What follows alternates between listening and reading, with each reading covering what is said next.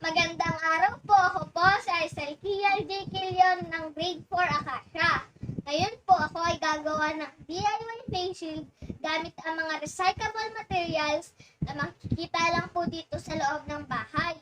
Ang mga kakailanganin po natin ay lumang plastic holder, sponge, mga tansan, garter, gunting, glue gun, at acrylic color.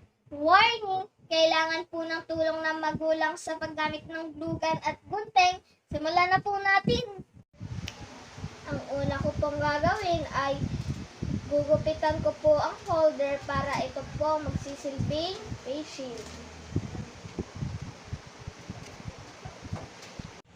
Ngayon po, ididikit ko na po ang mga tansan sa plastic holder dahil po ito ang aking napiling disenyo.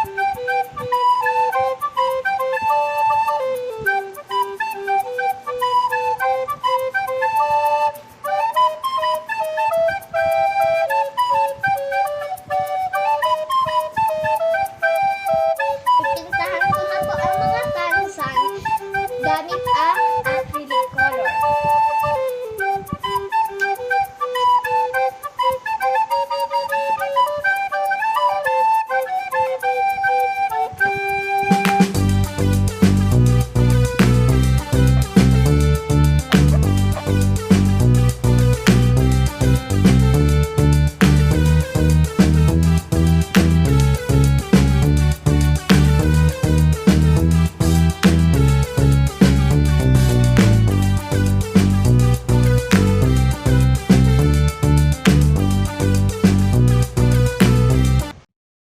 Tuyo ko na po ang aking kinulayang tansan.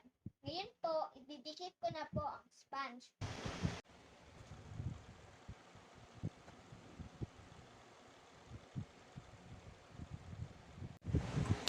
Bubutasan ko po ang magkabilang gilid ng plastic holder gamit ang puncher. Susuot ko na po ang garter sa magkabilang butas. Bubuhol ko na po ang garter para hindi po ito matanggal.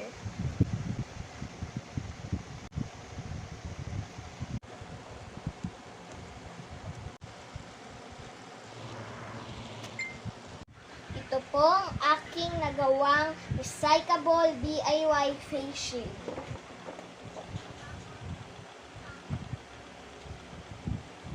Maraming salamat